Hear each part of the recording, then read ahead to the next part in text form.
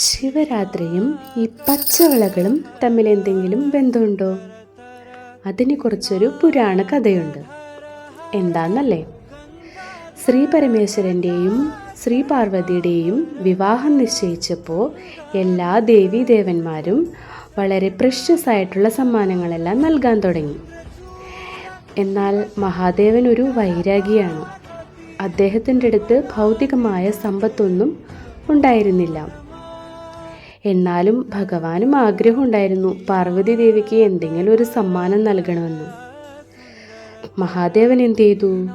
പച്ച നിറത്തിലുള്ള ലാക്ക് വളകൾ നിർമ്മിക്കുകയും വേഷം മാറി പാർവതി ദേവി താമസിക്കുന്ന ഹിമാലയത്തിലെ കൊട്ടാരത്തിലെത്തുകയും ചെയ്തു. മഹാദേവൻ ഈ വളകൾ പാർവതി ദേവിയുടെ കയ്യിൽ അണിയിച്ചപ്പോൾ തന്നെ ദേവിക്ക് മനസ്സിലായി ഇത് തൻ്റെ ഏറ്റവും പ്രിയപ്പെട്ട മഹാദേവനാണെന്ന്. എന്നിട്ട് ഭഗവാൻ ദേവിയോട് പറഞ്ഞു, ഈ പച്ച വളകൾ നിന്റെ സൗഭാഗ്യത്തിൻ്റെയും പ്രപഞ്ചത്തിൻ്റെയും പ്രതീകമാണ്. Whenever you wear green, you represent the life that sustains the universe. അതായത് നീ പച്ചയണിയുമ്പോഴെല്ലാം ഈ പ്രപഞ്ചത്തെ താങ്ങി നിർത്തുന്ന ജീവനെയാണ് പ്രതിനിധീകരിക്കുന്നത്.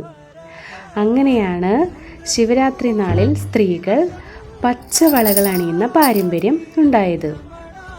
ശിവരാത്രി നാളിൽ സ്ത്രീകൾ പച്ച നിറത്തിലുള്ള വളകൾ അണിയുന്നത് ഒരു അലങ്കാരത്തിന് മാത്രമല്ല, മറിച്ച് ശിവഭഗവാൻ പാർവതി ദേവിക്ക് ആദ്യമായിട്ട് നൽകിയ സമ്മാനത്തിൻ്റെ ഒരു സ്മരണ കൂടിയാണ്. ഇപ്പോൾ മനസ്സിലായില്ലേ ശിവരാത്രി നാളിൽ എന്തിനാണ് സ്ത്രീകൾ പച്ചവളകൾ അണിയുന്നതെന്ന്?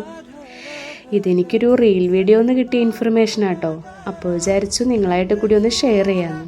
എന്തെങ്കിലും മിസ്റ്റേക്ക് ഉണ്ടെങ്കിൽ ഒന്ന് കമൻറ്റ് ചെയ്യണേ.